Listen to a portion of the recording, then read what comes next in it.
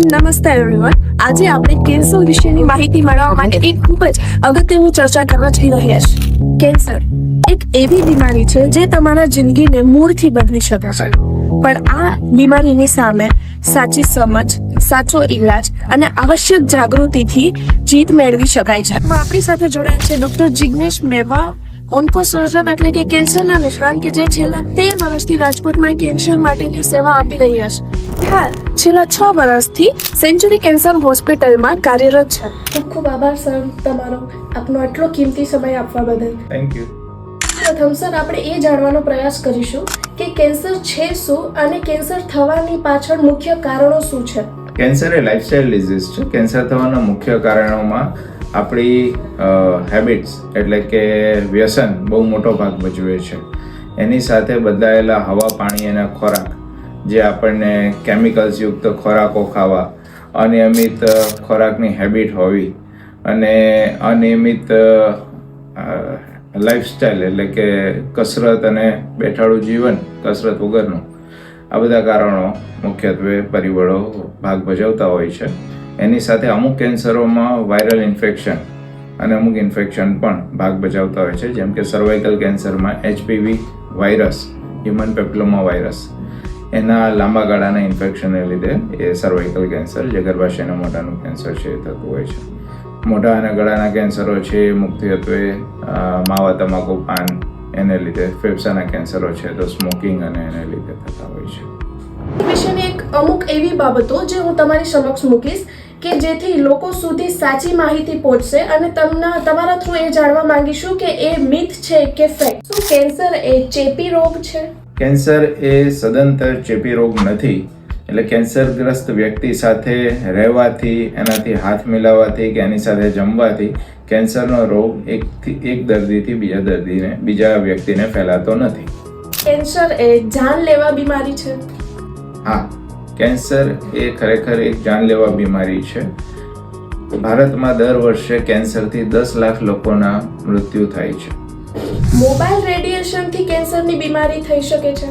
અત્યાર સુધીના આપણા ICMR ડેટા અથવા તો ફોરેન રિસર્ચ એજન્સીના કોઈ પણ ડેટાએ આ માન્યતાને સમર્થન આપેલ નથી કે મોબાઈલના રેડિયેશનથી કેન્સર થઈ શકે છે. કેન્સરનો જે ઉપચાર છે એ પેઇનફુલ છે? કેન્સરના ઉપચારમાં મુખ્યત્વે સર્જરી, રેડિયેશન અને કિમોથેરાપી, આ 3 લાઇન ઓફ ટ્રીટમેન્ટ હોય છે. કિમોથેરાપીની અંદર પણ કન્વેન્શનલ કિમોથેરાપી સાથે targeted therapy, hormonal therapy, monoclonal antibodies, immunotherapy, આ રીતની વેરિયસ ટ્રીટમેન્ટ્સ હોય છે. મુખ્યત્વે વહેલી તકે નિદાન કરેલા કેન્સરની અંદર કેન્સરનો ઉપચાર પેઇનફુલ નથી, એટલે કે પીડાદાયક હોતો નથી. અને આધુનિક રેડિયેશન પદ્ધતિથી રેડિયેશન પણ હવે ઘણું સરળ અને સેફ થઈ રહ્યું છે. સર, તમારા તરફથી કોઈ પ્રિવેન્શન ટિપ્સ જે લોકોને કઈ સાવધાનીઓ રાખવી જોઈએ? કેન્સરથી બચવા માટેના ઘણા ઉપાયોની અંદર હું સજેસ્ટ કરીશ કે હેલ્ધી લાઈફસ્ટાઈલ એટલે વ્યસનથી દૂર રહેવું, નિયમિત કસરત, શરીરને સ્થૂળ ન થવા દેવું, યોગ્ય આહાર એટલે કે સંપૂર્ણ આહાર, બધી જ વસ્તુઓ ખાવી પણ કોઈ પણ અતિશયોક્તિ ન કરવી કે જેનાથી તમારું શરીર વધવા માંડે, મેદસ્વીપણું વધે, એ રીતનો આહાર ન હોવો જોઈએ. એટલે કે હેલ્ધી લાઈફસ્ટાઈલ એ જ કેન્સરને જાકારો છે. શાકાહારી લોકો જે છે એ કેન્સરથી સુરક્ષિત છે? બિલકુલ નહીં.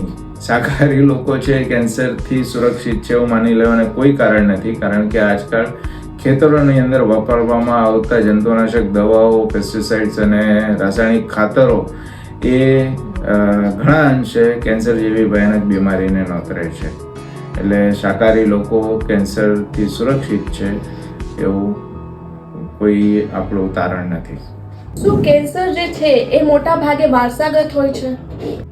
આનો જવાબ આવીશ કે ના, કેન્સર મુખ્યત્વે વારસાગત હોતું નથી. 5%થી પણ ઓછા કેન્સર એવા હોય છે કે જે વારસાગત હોય છે, આનુવંશિક હોય છે. અમુક જીન છે જે પેઢી દર પેઢી ઉતરતા હોય છે. એ નેક્સ્ટ જનરેશનની અંદર કેન્સર કરી શકે, જેની અંદર અમુક પ્રકારના બ્રેસ્ટ કેન્સર, અમુક કોલોન કેન્સર, થાઇરોઇડ કેન્સર આનો સમાવેશ થતો હોય છે. પણ બ્રેસ્ટ કેન્સરમાં પણ 5%થી ઓછા કેન્સર હશે કે જે વ્યક્તિને આનુવંશિક હશે અને મોટાભાગના જે આનુવંશિક કેન્સર હોય છે એ દર્દીને એટલે કે એ કુટુંબની અંદર ફેમિલીમાં વહેલી ઉંમરે 40 વર્ષથી ઓછી ઉંમરે કેન્સરનો ઉપદ્રવ ત્યાં જોવા મળતો હોય છે. અત્યારે એવી પણ ચર્ચા ફેલાય છે કે કેન્સર માટેની રસી આવી ગઈ છે, પણ હજી એ પ્રેક્ટિકલ વસ્તુ આપણા માટે ઇમ્પ્લિમેન્ટેડ નથી. પણ હા, સર્વાઇકલ કેન્સર માટેની HPV વેક્સિન એટલે કે હ્યુમન પેપિલોમા વાયરસ સામેની વેક્સિન જે દરેક ગર્લ ચાઇલ્ડે 9 to 15 યર્સની એજમાં લેવી જોઈએ, સર્વાવેક અને ગાડાસિલ જે 2 વેક્સિન છે. અને એનાથી આપણને સર્વાઇકલ કેન્સર સામે રક્ષણ મળે છે કે જેનાથી અત્યારનો ઇન્ડિયાનો મૃત્યુદર લગભગ 75,000 થી 1 લાખ મહિલાઓનો દર વર્ષે છે.